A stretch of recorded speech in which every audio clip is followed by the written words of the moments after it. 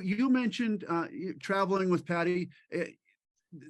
What you have had a remarkable marriage with Patti. You've known her all of your life. Your parents knew each other. You've had a remarkable marriage. What are your reflections on that you've been so lucky in that regard? Well, I met the love of my life, I guess, when she was a child. I just didn't know that. We first started dating when I was in graduate school and she was in high school. We had an initial date, and she was not ready for that. And then in 1965, things took a turn. I had just returned from graduate study at Oxford University, and Patti proposed that she cook dinner for the Beckhams. Our parents lived within a few blocks of each other. I was getting ready to drive down to UCLA to start fall semester.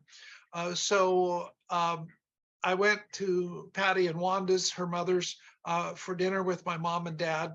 And it was a really nice event. Patti was a good cook, and she caught my attention. And very soon, by Christmas of that year, there was a budding romance.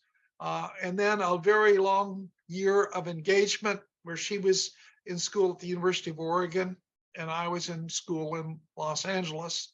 And then we got married in August of 1967.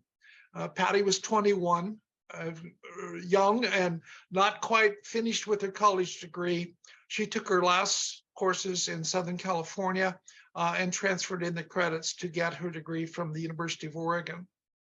The result was that in 1968, we both landed full employment teaching contracts in Long Beach, California. Patti became a music teacher at DeMille Junior High, Cecil B. DeMille Junior High, a very large school with a couple thousand students. And I began teaching at Long Beach State University. Because I was the junior member of a history department with 40 members, I drew the bad times to teach. I taught at 4:30, 5:30, or 6 p.m., which was just fine for me because it gave me all day to do my class preps and to write on my dissertation. And then I would show up on campus to do the teaching.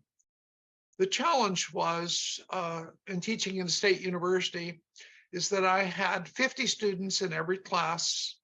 I had 200 students a semester.